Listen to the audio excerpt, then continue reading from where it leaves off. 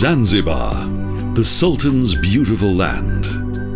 A paradise-like island just off the Tanzanian coast. An African dream of the 1001 Nights. An island of spice and exotic aromas, of sultans' palaces and harems, shining white beaches and fiery red sunsets.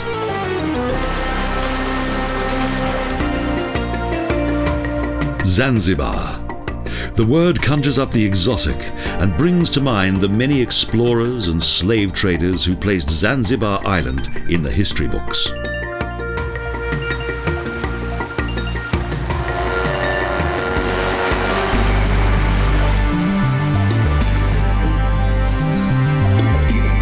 Sultan is situated in the centre of the island.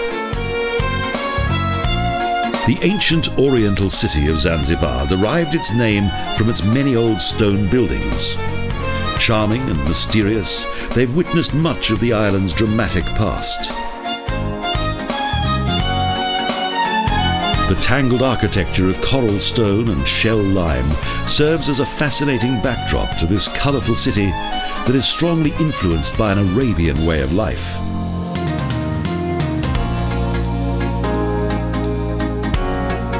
Centuries-old houses continue to dominate this ancient and well-preserved East African city that has been given World Heritage status by UNESCO.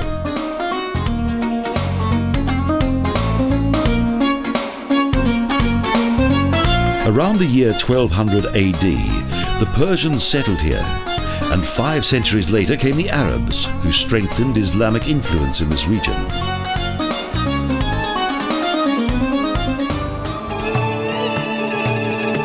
In 1840, the Ottoman Sultan Said transferred his residence to Zanzibar that had become the centre of the slave trade.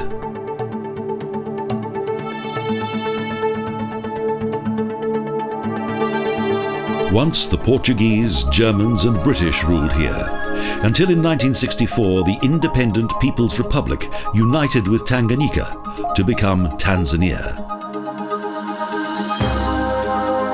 Artistically carved doors, wooden balconies and windows are part of the city's traditional features.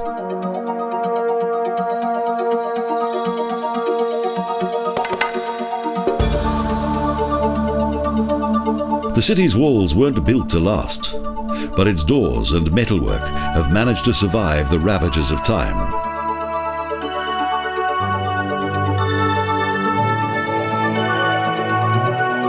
Prized carpets are cleaned outdoors.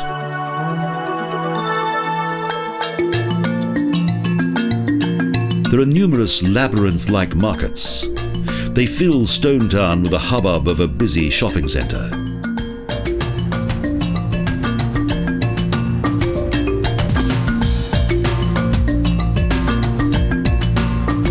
Hustle and bustle, and the various fish, fruit and vegetable stalls are a real feast to the senses.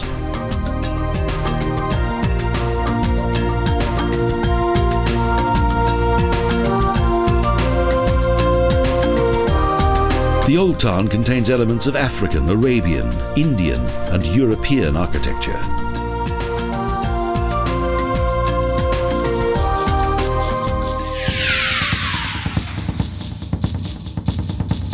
In 1873, the Anglican Church of Christ was built by a band of missionaries in this square that once contained an infamous slave market.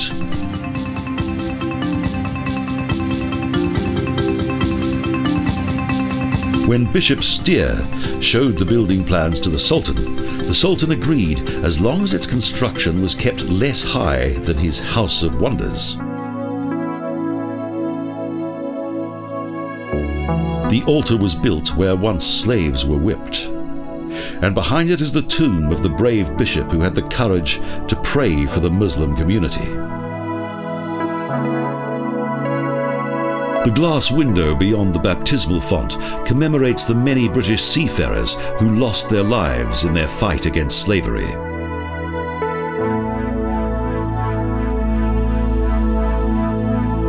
Sultan Bargash donated the church bells.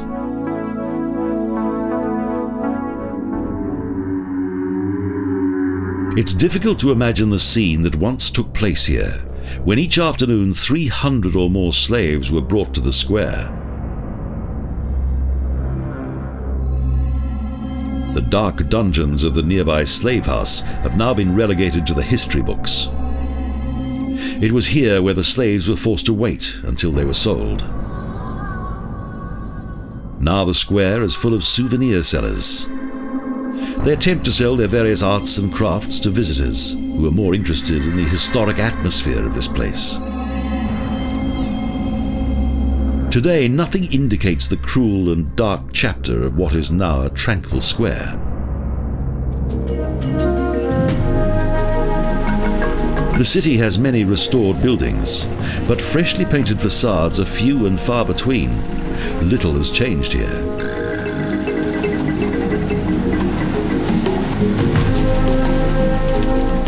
At 7 o'clock in the morning, the fish market opens for business. Fishermen offer their night's catch on muddy ground close to various wrecked ships.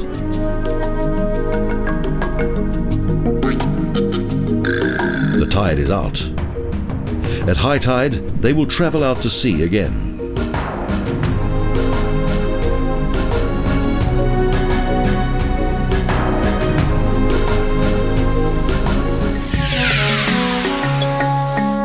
In the north of the old town is one of the island's most beautiful buildings, the Ismali Dispensarium. It was built by a wealthy Indian businessman. It was originally a hospital with an adjoining pharmacy. Today, it contains a cultural centre.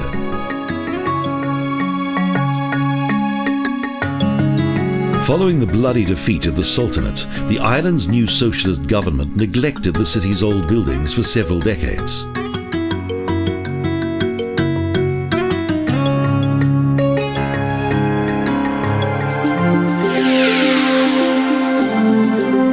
The Institute of Foreign Languages was once the residence of one of the Sultan's most prominent dignitaries. It has since been restored by UNESCO.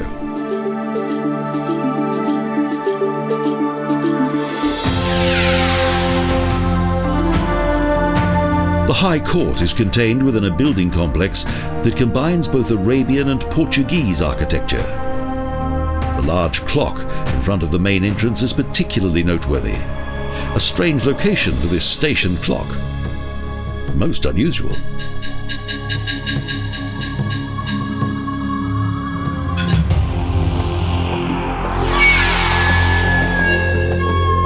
The house of the infamous Tipu Tip, who was once Zanzibar's biggest slave trader, has not yet been restored. He was an extremely unpleasant man who sent his servants into the African bush to catch slaves who were later sold in Zanzibar.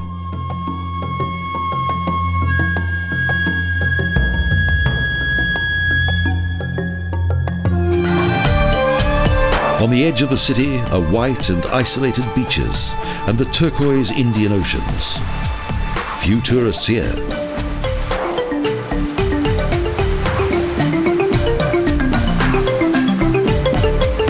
On the beaches of Stone Town, fishing boats and pleasure boats are moored outside the houses.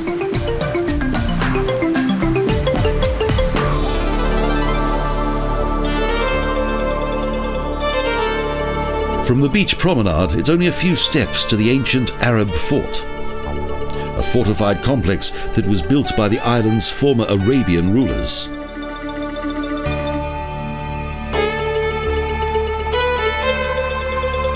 In the middle of the 17th century, Zanzibar, that had for many years been occupied by the Portuguese, fell under the rule of the Arabian Imam of Oman, who had this complex built.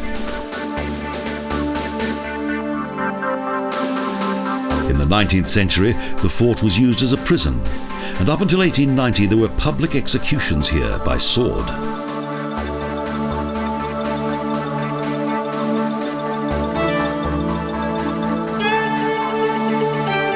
During British rule, ladies played tennis here, hidden from the view of the local Muslims.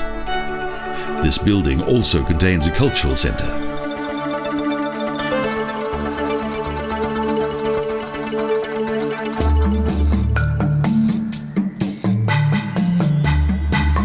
Following the revolution in 1964, the former Sultan's palace was given another purpose. It is now the People's Palace.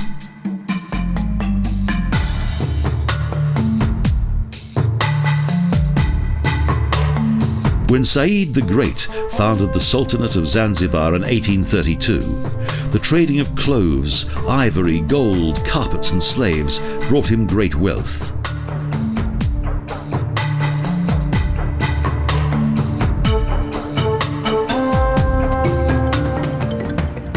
Splendid palaces such as this were built, and the royal family plus the women of the harem lived here in amazing luxury until the Sultan was eventually banished.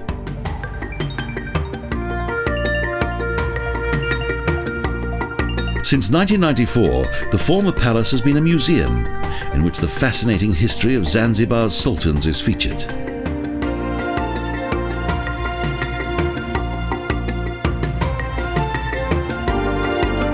One room tells of Princess Salme, the daughter of Sultan Said, who fell in love with a German. She subsequently married him and, as Emily Rueta, emigrated to Hamburg.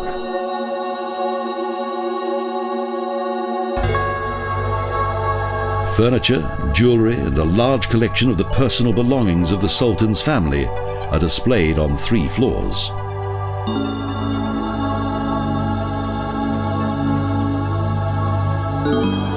In 1870, this was the first building on the island to have running water and modern bathrooms. And 2 years later, each room had an electricity supply. The abundant luxury in the Sultan's palace was without limit. It's a truly remarkable place.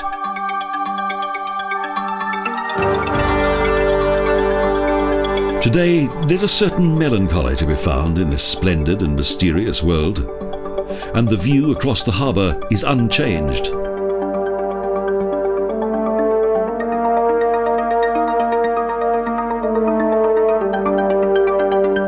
The peaceful palace garden contains the graves of Sultan Said and his sons. This final place of rest highlights man's mortality.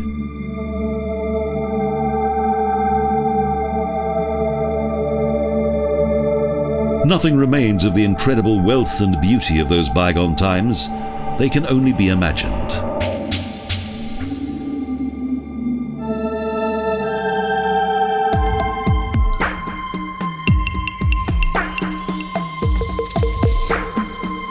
Each floor features a number of arcades that are supported by pillars, and there is an impressive tower.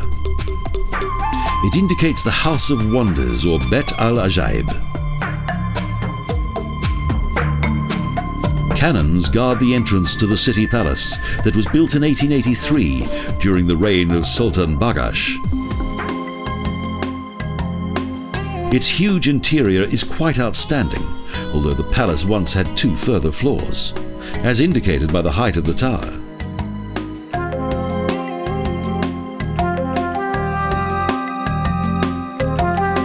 The palace was fired upon and badly damaged by the British during the shortest war in history. The upper floors were not rebuilt.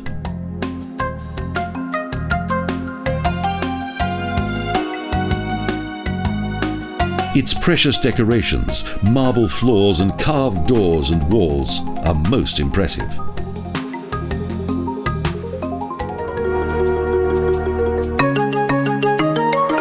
The view across the old town and the sea still invokes an irresistible feeling of power.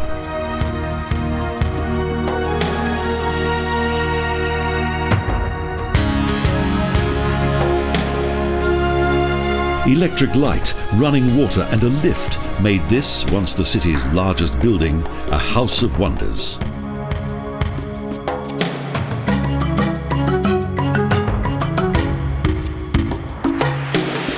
Lions and other caged animals were once displayed outside the building.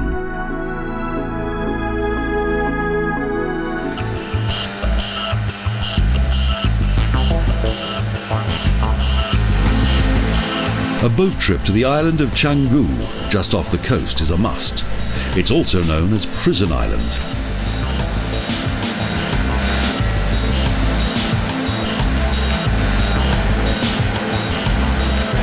The journey on the small boat travels past a large cargo ship lying at anchor. It takes around 20 minutes to reach the island on which rebellious Arabs were once imprisoned.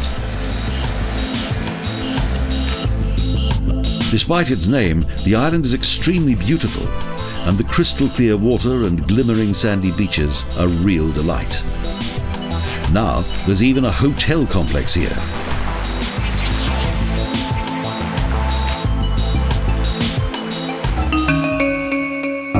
The island has yet another name, Turtle Island. There are a large number of huge tortoises here that originate from Aldabra.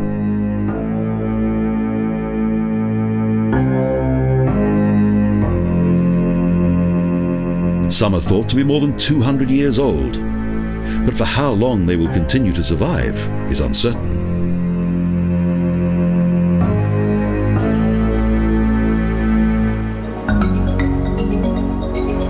Small boats wait patiently for returning passengers.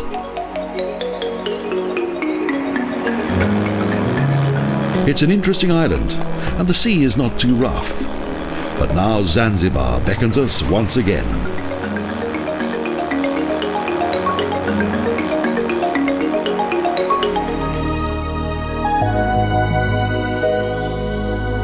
Livingstone House was built in 1861.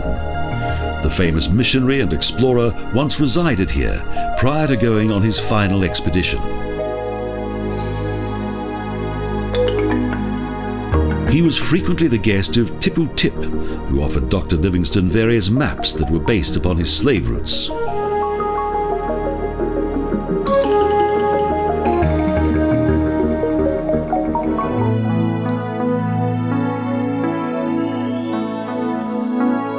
For his 99-woman harem, in 1880 Sultan Bagash had a palace built outside the city, the Mahubi Palace.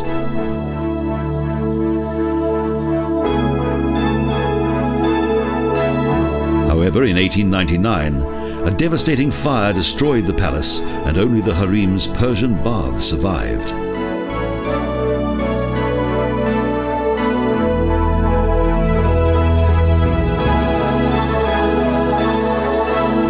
Today there are only stone ruins, and even the large wall that once surrounded the building has long since collapsed.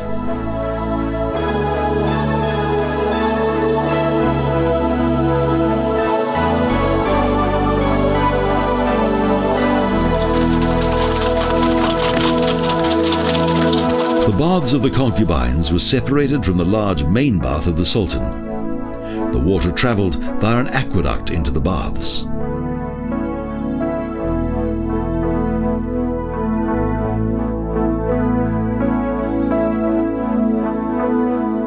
The area was once the strict domain of the harem and its eunuchs. The women had to serve their master for just one night.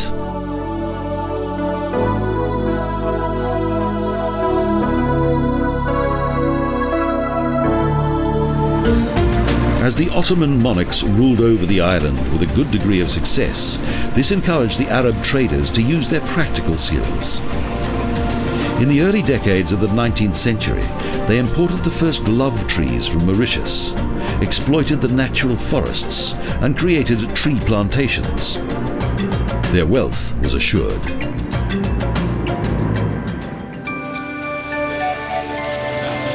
A trip to the spice plantations in the interior of the island, a spice tour, is a particularly fascinating experience.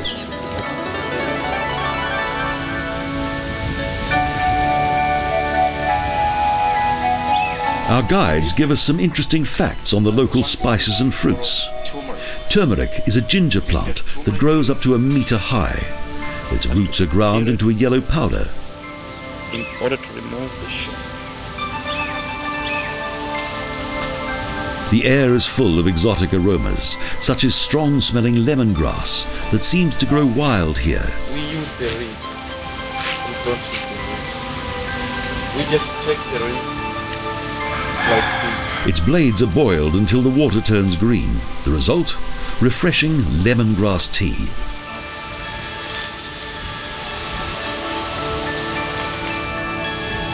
Our journey continues through the spice plantation. Here we learn about the cinnamon tree that originated from Sri Lanka and was brought to Zanzibar.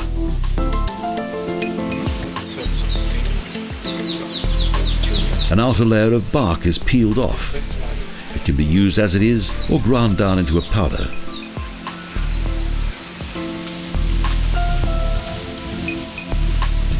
The dried fruit of the cardamom bush and its seeds are used for Christmas biscuits, gingerbread, and the manufacture of a liqueur.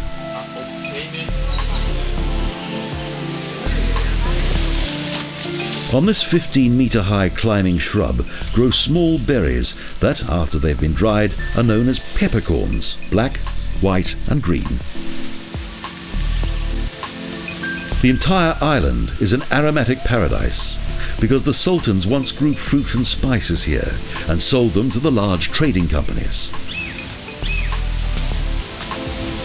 Pineapples, mangoes, papayas, durians, plums, figs, passion fruit and jackfruit are produced here. And also special substances such as lang lang, an exotic ingredient in the perfume industry. There's also a bush whose cut bark produces a clear liquid that has the ability to disinfect open wounds. Iodine.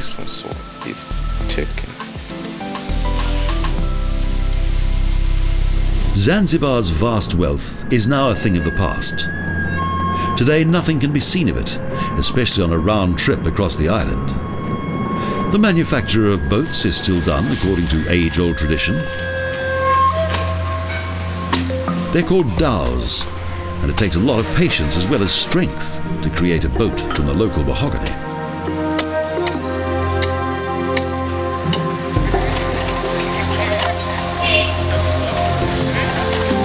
Holes are bored with handmade tools, and wooden plugs have now been replaced by steel nails, also made by hand.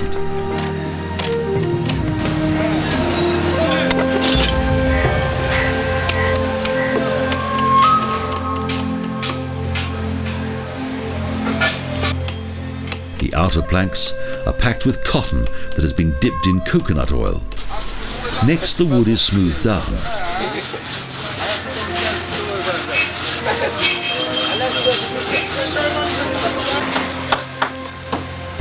It takes up to 10 months to build a single dhow. When built, the boat is dragged to the water, a ceremony that is accompanied by music and dance.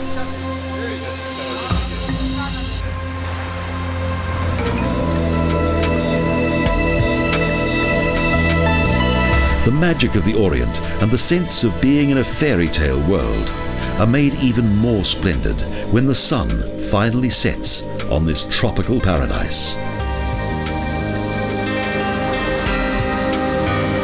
By engine-powered dhow, we travel past Stone Town, while the city is illuminated by the last beams of the setting sun.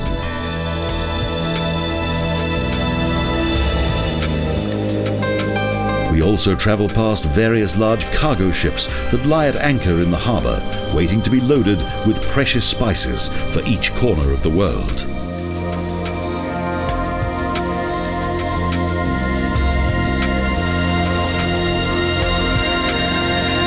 Past a coastline of palm trees and white sandy beaches that are waiting to be discovered by tourists from all over the world.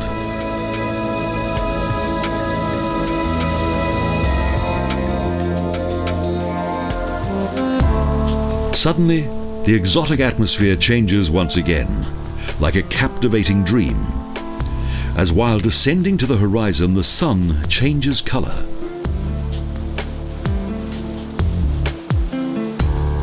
Just as in the time of Sinbad the Sailor, Arab dhows with billowing sails travel along the coast, while the setting sun creates a magnificent spectacle above.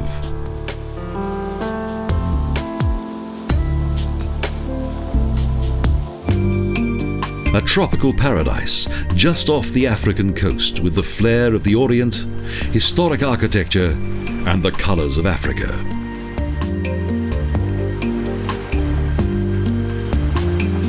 This legendary place is a fairy tale island, and also a mysterious inheritance, a global culture. Zanzibar. a magnificent jewel set amid the Indian Ocean.